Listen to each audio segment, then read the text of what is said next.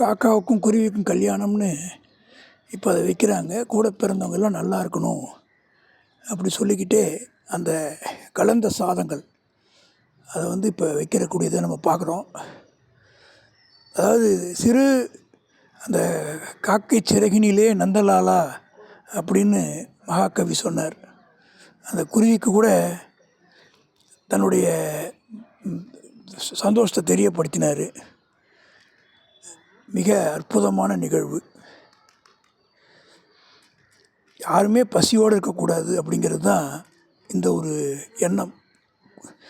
காக்கா குருவி கூட மகிழ்ச்சியாக இருந்தால் தான் இயற்கை நல்லா இருக்குங்கிற அந்த ஒரு அடிப்படை ஆதாரம். காக்காவுக்கும் குருவிக்கு கல்யாணம்னு ஒரு அற்புதமாக செய்யக்கூடியதை நம்ம பார்த்துட்ருக்கோம். இப்போ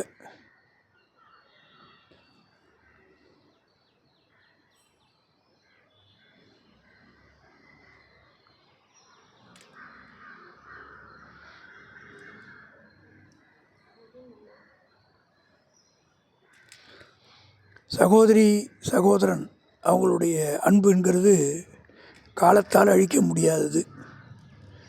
நம்ம நிறையா சினிமாலாம் பார்த்துருக்கோம். பாசமலர் அந்த மாதிரி உண்மையிலேயுமே ஒரு சகோதரன் சகோதரி மேலே வைக்கக்கூடிய அளவுக்கு அன்புக்கு எல்லை கிடையாது. அதே மாதிரி சகோதரிக்கும் தன்னுடைய சகோதரன் மேலே இருக்கக்கூடிய அன்பு எல்லை இல்லாததாக இருக்குது.